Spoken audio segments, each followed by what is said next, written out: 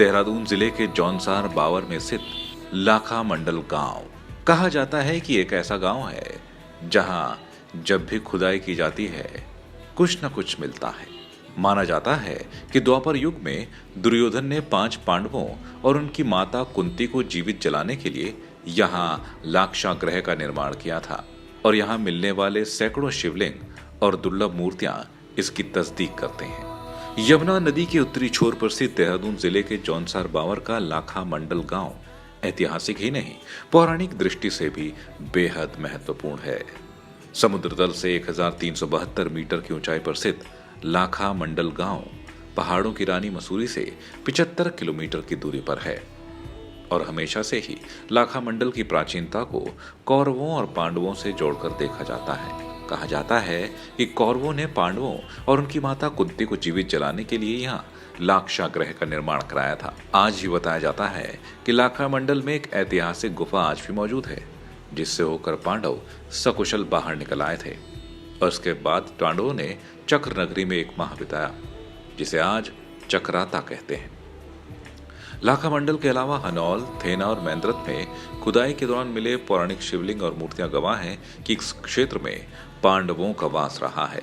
पांडवों के अज्ञातवास काल में युधिष्ठिर ने लाखा मंडल स्थित लाक्षेश्वर मंदिर के प्रांगण में जिस शिवलिंग की स्थापना की थी वो आज भी यहाँ विद्यमान है और इस लिंग के सामने 2 द्वारपालों की मूर्तियां हैं जो पश्चिम की ओर मुंह करके खड़े हैं। भगवान शिव को समर्पित लाक्षेश्वर मंदिर 12वीं से 13वीं सदी में निर्मित किया गया और ये नागर शैली का मंदिर है। लाखा मंडल में मिलने वाले अवशेषों से पता चलता है यहाँ बहुत सारे मंदिर रहे होंगे। लाक्षेश्वर परिसर से मिले 6ठी सदी के एक शिलालेख में उल्लेख है कि सिंहपुर के राज परिवार से संबंधित राजकुमारी ईश्वरा ने अपने दिवंगत पति चंद्रगुप्त, जो जालंधर नरेश के पुत्र थे, की सदगति के लिए लाक्षेश्वर मंदिर का निर्माण कराया था। लाक्षेश्वर शब्द का अपभ्रंश कालांतर में लाखेश्वर हो गया और लाखेश्वर से ही लाखा शब्द लिया गया। इसके बाद इस क्षेत्र का नाम लाखा मंडल पड़ गया। लाखा मंडल पड़ने की एक वजह यह भी बताई जाती है कि शिव की लाखों मूर्तियां यहाँ मिलती रहती हैं।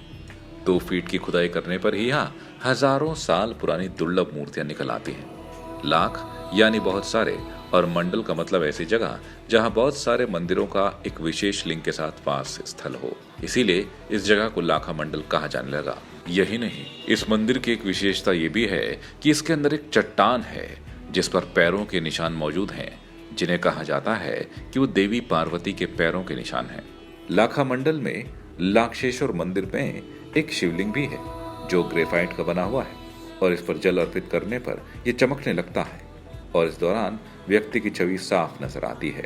लाखा मंडल की एक अद्भुत कहानी ये भी है कि यहाँ मिलने वाले शिवलिंग अलग अलग रंग के हैं। ये बेशक हजारों साल पुराने हैं, लेकिन देखने से और जमीन के नीचे होने से भी इनको कोई नुकसान नहीं पहुंचा। तो अगर आप भी लाखा मंडल घूमने की सोच रहे हैं तो जरूर पहुंचे लाखा मंडल, क्योंकि यहाँ आपको एक ऐसा पौराणिक इतिहास मिलेगा और पांडवों के होने का एहसास भी होगा।